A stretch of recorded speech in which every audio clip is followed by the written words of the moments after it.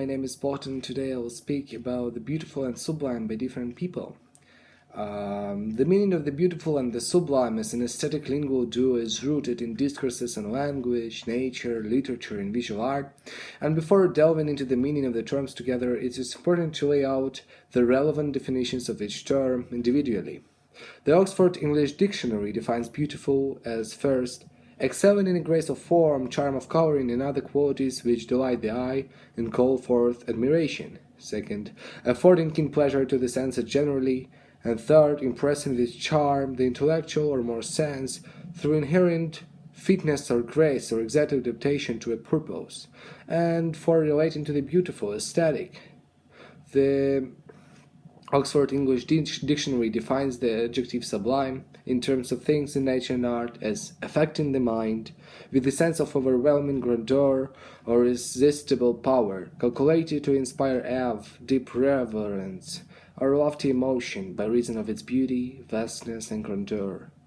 When these definitions are applied to the relationship between beautiful and sublime, they can be boiled down to the following: being pleasing to the senses in some way beautiful, and evoking the overwhelming loftiness or vastness, either in ideas, art, nature, or experience.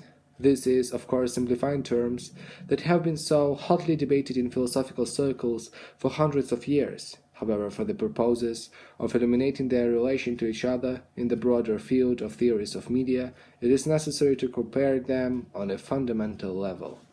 According to the Encyclopedia of Aesthetics, chronicling of the origin of sublime, as it relates to aesthetics, the sublime was routinely coupled with the beautiful to produce a classificatory system for judgments about experience. The discussion of the sublime in aesthetics is rooted in a treatise written by Virginius in the 1st century. The treatise was devoted to analysis of styles of rhetoric and introduced the notion that there could be something surprisingly or unintentionally artistic about the rhetorician's performance. This notion of the intention or motivation of the author or artist received further analysis later by Immanuel Kant in the discussion of the sublime, and it related to aesthetics, though before Kant, Edmund Burke wrote an enquiry about the relationship of the sublime to the beautiful. Edmund Burke's conceptualization of the beautiful and sublime is split into fairly distinct categories.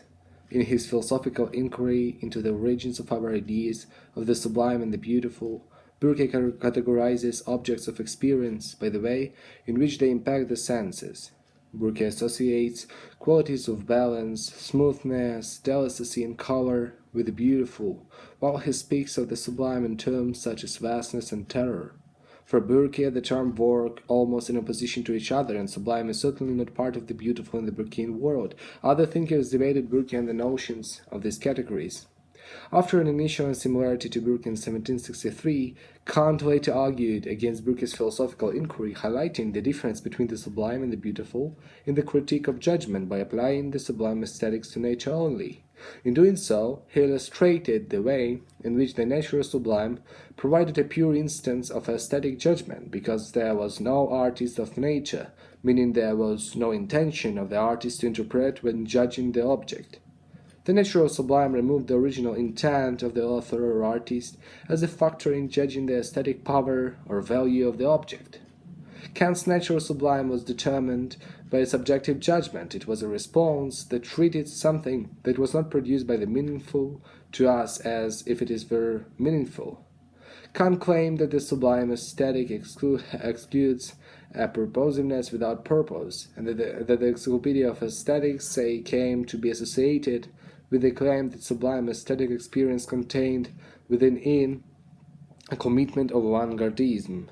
It is precisely this sentiment that the sublime aesthetic has an unintended effect on its receiver, that Kant's notion can be linked to both modern and postmodern art. As for the beautiful, Kant basically perpetuated the Burkean notion of the term, likening and extending it to resemble truth, goodness, and taste. Kant believed that beauty pleased disinterestedly but universally. The notions of beautiful and sublime, as they relate to art, are nestled within the history of 18th century landscape painting, first British and then American. When discussed on these specific terms, the pair becomes a triad that includes the term picturesque. Picturesque serves as a sort of middle term to the previous two and is rooted in a specific tradition of landscape. painting. Thank you very much for your attention. See you in the next video. Goodbye.